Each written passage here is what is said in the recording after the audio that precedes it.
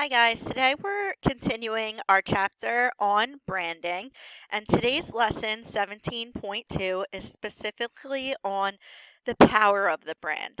So, our objectives for today are to discuss how branding relates to product identity, explain ways to protect the brand, and describe personal branding. Our terms for today include brand equity, corporate social responsibility, brand loyalty, intellectual property, trademarks, service marks, and personal brand.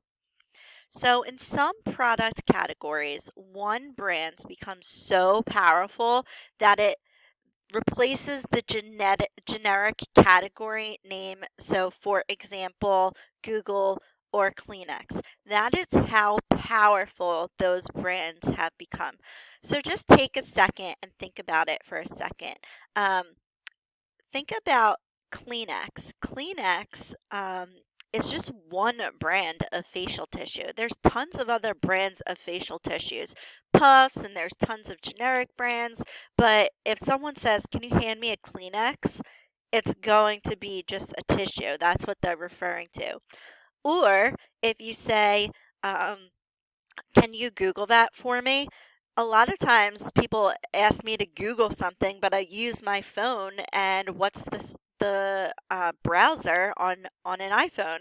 It's Safari. They don't say, "Can you Safari that for me?" They say, "Can you Google it for me?"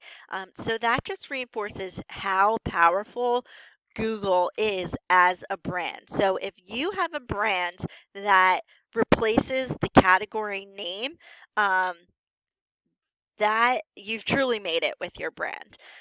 Brand equity is the value of having a well known brand name. And so, brand equity when building your brand is very important. When trying to build their brand and brand equity, marketers hope that their efforts will do three things. Number one, achieve a unique brand identity. Number two, contribute to the positive image of the brand. And then number three, inspire brand loyalty and repeat sales. So, firstly, to address the uniqueness of a brand. Many companies often use product features to sell a product. However, product features can be easily copied by the competition. So, it's really important to make sure that your product is unique and that you have promotions that are going to appeal to all your target market's needs and wants. It's also really important when building your brand to make sure that you have a positive brand image, and that is tied directly to your customers' perception.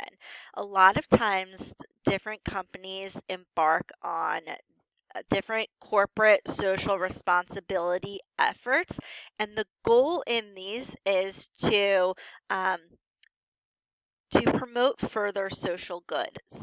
So like one company that pops into mind that is really well known for their corporate social responsibility is Tom's. So Tom's shoes, they, if you know what the company is and what they stand for, they donate one pair of shoes for every pair of shoes sold to someone who needs shoes.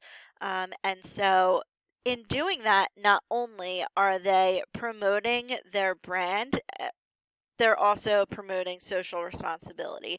So, they're known for this. Um, their attempts to do good for society. And so, corporate social responsibility is a great way to build a positive brand image. It's also very important for marketers to try to build brand loyalty. And brand loyalty is where customers will only buy a certain brand of product. Take a second and think, are there any products that you are specifically brand loyal to? For example, I am very brand loyal to Heinz ketchup. I like Heinz ketchup even if Hunt's is on sale or the store brand is on sale. I will still buy Heinz ketchup because I just like it better. So, what types of products that have different options are you brand loyal to? That's important as a marketer to build that brand loyalty amongst the target market. Um, But in order to do that, you need to make sure your product, your service, or your business consistently meets the customer's needs and expectations. And in doing so, in building brand loyalty, you will get repeat purchases. Now, this section is about protecting the brand. Protection is very important because a brand is only valuable if your competitors can't copy it. So we have something called intellectual property. It's something that comes from a person's mind, such as an idea, invention, or process. A brand is considered the intellectual property of the owner.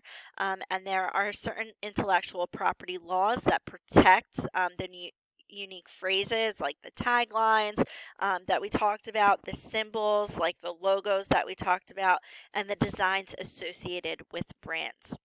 So you may have seen these little symbols previously, the small TM, SM, and the R with the circle around it.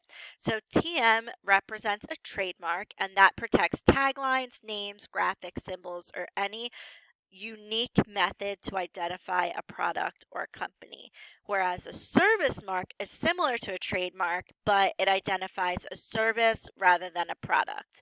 Now, if you have a product, a brand, something along those lines that you would like to have protection for, you need to register your trademark. So ownership of all intellectual property, including brands, is implied, but registering the trademark or service mark with the United States Patent and Trademark Office is recommended to make sure that people cannot copy your product. I have a really interesting example of this. The brand Kylie, what is that known for? Well, Kylie Cosmetics. But it wasn't always called Kylie Cosmetics by Kylie Jenner.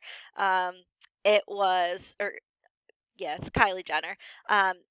It before was just called Kylie, but she had to add the name Kylie Cosmetics because a singer named Kylie Minogue, she was popular like back in the day. She has a couple of like one-hit wonders, but she actually sued Kylie Jenner because of